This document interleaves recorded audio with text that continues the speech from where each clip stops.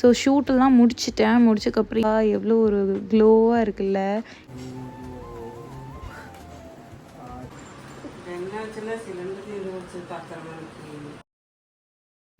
Hello guys, so இந்த டிஐஎம்எல்ங்கிற video நிறைய பேர் கேட்டுட்டு இருந்தீங்க, டே இன் மை லைஃப். ஸோ அது வந்து இதில் என்ன ஒரு மாற்றம்னா, நம்ம ஃபுல் அண்ட் ஃபுல் வாய்ஸ் ஓவரில் தான் பார்க்க போகிறோம். பிகாஸ் என் பையனுக்கு வந்து எங்கள் அம்மா தாலாட்டு பாடிட்டு இருப்பாங்க. அதுக்கப்புறம் ஆப்போசிட்டில் போர் ஒர்க் நடந்துகிட்ருக்கு, நிறைய விஷயம் போயிட்டுருக்கு. அதனால வாய்ஸ் ஓவர்லேயே போயிடலாம் அப்படின்னு சொல்லிட்டு தான். ஸோ இது வந்து நான் ரெடி ஆகிட்டு இருக்கிறது வந்து மத்தியான நேரம். ஏன்னா எனக்கு ஒரு பிஆர் ஷூட் இருந்துச்சு. அதனால் வந்து சின்னதாக ஒரு கெட் ரெடி வித் மீ. இது வந்து ஸ்கின் கேர் ப்ராடக்ட் தான். அதனால தான் நான் ஸ்கின் கேர் எதுவுமே போடலை. ஏன்னா ப்ரமோஷனில் அப்ளை பண்ணி காட்டணும்ல வீடியோவுக்கு, அதனால நான் எதுவும் போடலை. ஸோ அது வந்து ஒரு சன்ஸ்க்ரீன் ப்ரமோஷன் தான். நான் பேசிக்காக இப்போ என்ன பண்ணியிருக்கேன்னு நான் சொல்லிடுறேன். ஸோ தலைக்கு குளிச்சுட்டேன் அண்ட் வந்து ஐப்ரோஸ் ஃபில் பண்ணிட்டேன். எல்லா ப்ராடக்ட்டும் நான் டேக் பண்ணுறேன். அதுக்கப்புறம் வந்து லைட்டாக கண்ணை கொஞ்சம் எடுத்து காட்டுற மாதிரி மட்டும் கண்மஷி போட்டுட்டு அதுக்கப்புறம் வந்து கேர்ள் பண்ணி மஸ்கரா போட்டுட்டேன். ஸோ நிறைய ஐ பேக்ஸ் வந்துடுச்சு, நீங்கள் பார்த்தாலே தெரியும். ஏன்னா நியூ பார்ன் வச்சுருக்கேன். இது வந்து ஆர்டினரியான ஒரு விஷயந்தான், நம்ம ஆர்டினரியாக எடுத்துக்கிற வரைக்கும். ஸோ நான் எப்போவுமே லிப் கலர் சூஸ் பண்ணும்போது போல்டாக சூஸ் பண்ணுவேன். But at end of the day அது வந்து ரொம்ப லைட் ஆயிரும். ஏன்னா நான் வந்து எனக்கு நான் எவ்வளோ போல்டாக நான் போட்டாலும் கடைசியில் வந்து அது நான் வந்து கொஞ்சம் ரிமூவ் பண்ணிடுவேன். ஏன்னா இன்னுமே எனக்கு கொஞ்சம் இன்செக்யூரிட்டிஸ் இருக்கும். ஆனால் அழகாக இருக்கும், நானே ரசித்து நானே அழிச்சிக்குவேன். அந்த மாதிரி ஒரு கேரக்டர் நான். ஸோ இப்போ தலைக்கு வந்து கொஞ்சம் நல்லாவே ட்ரை ஆயிடுச்சு. ஒரு 10% மட்டும் வெட்னஸ் இருக்கும். அதுலேயே வந்து சிரம் போட்டுறேன். என்னோடய ரெகுலர் ஷாம்பு தீர்ந்தனால நான் வந்து கிளினிக் ப்ளஸ் தான் போட்டிருக்கேன். ஆனால் செம்மையாக இருக்குது. என்னைக்காச்சும் ஒரு நாள் மாற்றினா ஒரு மாதிரி நல்ல ஒரு இது கொடுக்கும்ல, அந்த மாதிரி கொடுத்துருந்துச்சு. செம்ம அல்ட்ரா சாஃப்டாக இருந்துச்சு. ஸோ ஷூட்டெல்லாம் முடிச்சதுக்கப்புறம் என் வீடு வந்து இப்படி தான் இருக்கும். அதாவது அந்த பெட்ரூம் வந்து இப்படி தான் இருக்கும். இதெல்லாம் இனி தான் நான் க்ளீன் பண்ணணும். ஏன்னா அம்மா வந்து ஃபுல் அண்ட் ஃபுல் தம்பி பார்த்துக்கிறாங்க அண்ட் கொஞ்சம் சமைக்கவும் செய்கிறாங்க. அதனால் வந்து நம்மளால் முடிஞ்சது நம்ம பண்ணி தரணும் இல்லையா. அதுக்கு முன்னாடி தலை வலிக்குது. சரி டீ போட்டுட்டு தம்பிக்கு வந்து எவ்ரி ஈவினிங் வந்து சுடு தண்ணி வச்சு உடம்பு தொடச்சிடுவோம். அதனால் வந்து அதுக்கும் சுடு தண்ணி வச்சுட்டு, இது வந்து ஒரு வாரம் கலெக்ட் பண்ண பாலாடை, இல்லை ஏதாச்சும் பண்ணலான்னு சொல்லி அதையே எடுத்து வச்சுருக்கேன். ஸோ டீயெல்லாம் குடித்ததுக்கப்புறமா கொஞ்சமாக எனக்கு ஆக்சுவலாக சொரியிறேன்னு நீங்கள் வந்து ரொம்ப இதாக நினச்சிக்காதீங்க. இப்போல்லாம் நான் வந்து ஃபீட் பண்ணுறனால இந்த ஃபீடிங்கில் நிறையா பெயின் வரும்னு சொல்லுவாங்க. அது வந்து உண்மை தான். எனக்கு அந்த பெயின் வந்து லைக் ஒயிட் கலரில் தான் இருக்கும். ஆனால் வந்து நல்லா கடியாக ஆரம்பிச்சிச்சு. எனக்கெல்லாம் பெயின் நிற்காது தலையில். ஆனால் எனக்கே பெயின் வந்துருச்சு. ஸோ ஃபீடிங்லாம் முடிச்சதுக்கப்புறம் பார்ப்போம். இப்போ நைட் ட்ரெஸ் குயிக்காக சேஞ்ச் பண்ணிவிட்டு நம்ம வந்து மேக்கப்பே போடலை, இருந்தாலும் ரிமூவ் பண்ணிடலாம். ஏதாவது டர்ட் இருந்தாலும் வந்துடும். ஸோ என்றைக்குமே ரொம்ப அட்வான்ஸ்டாக போகிறத விட இந்த பேசிக்கான விஷயத்தை வச்சு பண்ணுறது ரொம்ப நல்லாயிருக்கும்ல. அதே மாதிரி நான் வந்து மைசூர் சாண்டல் சோப் தான் இப்போல்லாம் ஃபேஸுக்கு போட்டிருக்கேன். அதுவே நல்ல ரிசல்ட் கொடுக்குது. அதுக்கப்புறம் எங்கள் அம்மா வந்து நல்லா புளிச்ச தயிரில் வந்து இந்த முல்தானி மட்டி போட்டு மிக்ஸ் பண்ணி வச்சுருந்தாங்க. அதையும் நான் போட்டு அப்ளை பண்ணிட்டேன்.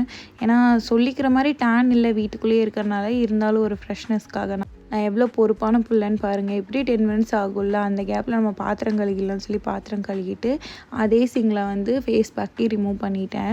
ரிமூவ் பண்ணும்போது அந்த கர்டோட அந்த ஒரு பட்டரினஸ்க்கு ஸ்கின்னு அல்டிமேட்டாக ஃபீல் ஆச்சு.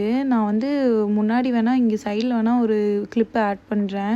அது அந்த ஃபேஸ் பேக் போடுறதுக்கு முன்னாடி இப்போ போட்டதுக்கப்புறம் எப்படி இருக்கு பாருங்கள். இன்ஸ்டண்ட்டாக ஒரு பிரைட்னஸ் கொடுக்குதில்ல. இந்த மாதிரி ஹோம் ரெமடிஸில் பிடிச்சதே இன்ஸ்டண்ட்டாக கொடுக்குற பிரைட்னஸ்க்காக தான். அதுக்கப்புறம் வந்து மாய்ஸ்சரைசர் போட்டுடணும். எந்த ஃபேஸ் பேக் போட்டாலும் நீங்கள் ஆஃப்டர் தட் மாய்ஸ்சரைசர் கண்டிப்பாக போடணும். ஏன்னா வந்து ரொம்ப ட்ரை ஆக்கிடும் ஸ்கின்னை. அப்புறம் என்னோடய ஃபேவரட் லிப் பாமும் போட்டேன். ஸோ என்னோடய ஸ்கின்னை பாருங்கள் எவ்வளோ ப்ளம்ப்பாக, எவ்வளோ ஒரு க்ளோவாக இருக்குல்ல.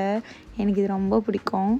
ஸோ அதுக்கப்புறம் வந்து எப்பவும் போல் பேக் டு க்ளீனிங், வீட்டையெல்லாம் நீட் பண்ண ஆரம்பிச்சிட்டேன். எனக்கு என் பையனோட துணி குட்டி குட்டியாக இருக்குல்ல எல்லாமே, அதனால் எது எங்கெங்கே வைக்கிறதுன்னு தெரியாது. நான் வந்து 2 கூட வச்சுக்குவேன். ஒன்று ஃபுல்லாக டாப்ஸ் எல்லாம் அவனுக்கு எடுத்து வைக்கிறது, அதுக்கப்புறம் பாட்டம் ஃபுல்லாக. அந்த பாட்டம் வைக்கிறதுலேயே அவனோட சாக்ஸும், அதுக்கப்புறம் இந்த க்ளவுஸு, இந்த மாதிரி விஷயம்லாம் வச்சுருவேன். அந்த டேபிள் வந்து நாங்கள் எங்கள் அம்மா வீட்டிலேருந்து இப்போ தான் எடுத்துகிட்டு வந்து போட்டோம் வெக்கேட் பண்ணும்போது. அது எடுத்துகிட்டு வந்து போட்டதுலேருந்து எல்லா பொருளும் அந்த டேபிளுக்கு தான் வருது. கை வந்தாலே அந்த டேபிள் மேலே போய் வச்சிடலாம் அப்படிங்கிற மாதிரி தான். அண்ட் ரீசெண்டாக ஒரு கமெண்ட் பார்த்தேன், வீடெல்லாம் என்ன இப்படி போட்டிருக்கீங்க, நீட்டாக வச்சுக்க தெரியாதா, துணியெல்லாம் மடிக்க தெரியாதா அப்படிங்கிற மாதிரி. எவ்வளோ ஈஸியாக ஒருத்தவங்க வீட்டை வச்சு வச்சு டக்குன்னு ஒரு கமெண்ட் இப்படி தான் போடுறாங்கன்னு தெரியல. என்கிட்ட வந்து நியூ பார்ன் 3 மாதம் கூட ஆகாத ஒரு குழந்தை இருக்காங்க. அது போக மழைனாலே நம்ம வந்து வெளியே துணி காய போட முடியாது, வீட்டுக்குள்ளே தான் காய போட்டு எடுக்கிற மாதிரி இருக்கும். அப்படிங்கும்போது எப்போ கொஞ்ச நேரம் ஃபேன் ஆஃப் பண்ணி வைக்கிறதோ இல்லை ஒரு 2-3 டைம் போட்டு எடுத்து வைக்கிறோம், அந்த மாதிரி தான் நாங்கள் பண்ணிகிட்ருப்போம். அதுக்காக துணி மடிக்கலையா, நீட்டாக வச்சுக்க தெரியாதா, இதெல்லாம் எப்படி அவங்க ஒருத்தவங்களுக்கு கொஷின் பண்ண முடியும்? நான் போட்டிருக்கிற கண்டென்ட்டே வேறு. எப்படி தான் இப்படி வரவங்களோ. துணியெல்லாம் மடித்து எல்லாத்தையும் எடுத்து வச்சாச்சு. என் பையன் சமத்தாக இருக்கான். இது ஒரு 5 மாதத்துக்கு அப்புறம் தான் என்ன கதைன்னெல்லாம் புரியும். இப்போ வரைக்கும் இருக்கிறத நம்ம யூட்டிலைஸ் பண்ணிக்க வேண்டியதான். அம்மா கிட்ட வந்து ப்ளவுஸ் தைச்சி தர சொல்லியிருந்தேன். இவ்வளோ நாள் இந்த மிஷின் இல்லைல்ல. ஸோ எங்கள் அம்மா வந்து அங்கே வீடு வெக்கேட் பண்ணும்போது மிஷின்லேருந்து எல்லாத்தையும் இங்கே போட்டுருங்கம்மா, எனக்கு கண்டினியூஸாக நீங்கள் தைச்சி தர மாதிரி இருக்கும் அப்படின்னு சொன்னனால மிஷின் கொண்டு வந்து போட்டுட்டாங்க. அதனால் அப்படியே அளவெல்லாம் எடுத்துகிட்டு இருக்காங்க. இப்போ கரண்ட்டாக வெயிட் லாஸ் ஆகிருக்கறனால என்னென்ன அளவுன்னு சொல்லி எல்லாம் எடுத்திருக்காங்க. ஒரு ப்ளவுஸ் வந்து ஸ்டிச் பண்ணுறேன்னு சொல்லியிருக்காங்க. சைடில் பிக் போட்டிருக்கேன் பாருங்கள், அந்த மாதிரி தான் கேட்டிருக்கேன். நாளைக்கு வந்து அவுட்புட் காட்டுறேன் நான். ஸோ இனிமேல் daily day in my life போடலான்னு ஒரு ஐடியாவில் இருக்கேன். அதுக்கப்புறம் வந்து உள்ளுக்குள்ளே அந்த லைனிங் மெட்டீரியல் வந்து கொஞ்சம் கசங்கி இருந்துச்சு. சரின்னு அதை அயன் பண்ணலான்னு எடுத்துட்டேன். ஏன்னா இந்த மாதிரி குட்டி குட்டியாக நம்ம பண்ணி கொடுத்தோம்னா அம்மா வந்து கொஞ்சம் ஃப்ரீயாக ஸ்டிச் பண்ணுவாங்கள்ல, அதனால் அதை அயன் பண்ணி கொடுக்கலான்னு சொல்லி அயன் பண்ணிகிட்ருக்கேன். சின்ன வயசுலலாம் அம்மா அப்பா வீட்டுக்கு வரும்போது வேலை முடிச்சு வரும்போது என்ன வாங்கிட்டு வந்தீங்கன்னு கேட்போம்ல, அவங்க கையெல்லாம் பார்ப்போம்ல. அந்த மாதிரி தான் ஸ்டான்லி எவ்ரி டைம் வேலை விட்டு வரும்போது நான் கேட்பேன். அதே மாதிரி ஏதாவது வாங்கிட்டு வந்திருப்பான். ஸோ நான் எப்பவும் போல தான் மளிகை சாமான் வாங்கிட்டு வாங்க அப்படின்னு சொல்லி ஃபோன் பண்ணி சொல்லுவேன். அது கூட ஏதாவது வாங்கிட்டு வருவாங்க. இன்றைக்கி என்ன வாங்கிட்டு வந்திருக்காங்கன்னா க்ரீன் கலர் குர்குரே. எனக்கு அது ரொம்ப பிடிக்கும் ஃப்ளேவரு. அதே மாதிரி ஒரு நாளில் சண்டை வந்து சமாதானம் ஆகாமல் அது நாளே முடியாதுங்கிற மாதிரி தான் நாங்கள் ஏதோ பேச போய் சரியான சண்டையாகி அவன் என்னை தண்டோன்ட்டான். எனக்கு அழுக தாங்கவே முடியல என்னை பார்த்து சொன்னதும். நான் வேறு ஒரு கிளிப்பு எடுத்துகிட்டு இருந்தேன், உடனே கேமரா வச்சுட்டேன்னு சொல்லாதீங்க. A few minutes later.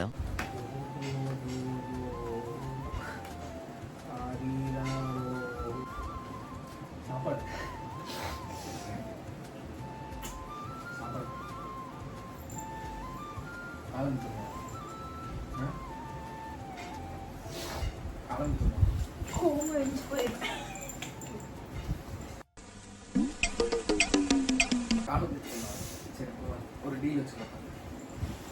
இந்த காலம்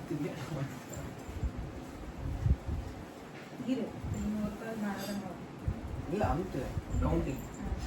நீ கவுண்டிங் 1 நீ அமுத்து நான் டைமிங். இந்த பொழப்புக்கு அப்படிங்கிற மாதிரி இருக்குல்ல. ஸோ நாங்கள் கொஞ்சம் அப்படி தான்.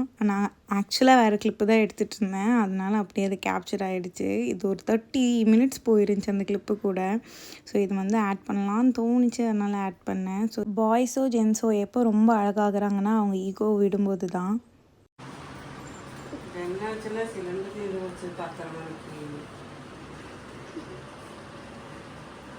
ஒன்றுதான் சிலிண்டர் தான் புக் பண்ணி வாங்கணும்னு சொன்னால் அது நேரத்துக்கு வாசம் வந்துட்டு இருந்துச்சு. நான் சரியாக மாட்டலையாக்கணும், சிலிண்டர் ஆஃப் பண்ணி வச்சேன். ஸோ இப்போ உங்களுக்கு கண்டென்ட் என்னன்னு தெரிஞ்சிருக்கும். ஸ்டான்லி வந்து டின்னர் வாங்க போகிறாங்க. மணி ஆல்மோஸ்ட் 11 o'clock ஆகிடுச்சு. ஏன்னா சரியான பசி எல்லாருக்குமே. அவங்க போயிட்டு கொக்கரக்கோ ஓப்பனில் இருந்துச்சுருந்தாங்க. ஸோ போனதுமே எனக்கு வந்து எம்டி சொல்லியிருந்தேன், அப்புறம் சில்லி சொல்லியிருந்தேன். ஸ்டான்லி வந்து பரோட்டா சாப்பிட்டாங்க. இன்றைக்கி வந்து குரு செஷன் படம் பார்த்துட்டு நைட்டை எண்டு பண்ணிட்டோம்.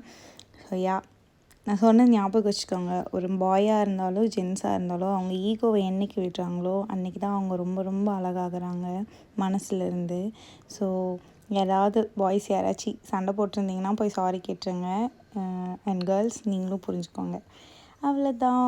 இந்த டே இன் மை லைஃப் உங்களுக்கு பிடிச்சிருக்குன்னு நினைக்கிறேன். சப்ஸ்கிரைப் பண்ணலைன்னா பண்ணி வச்சுக்கோங்க. By guys.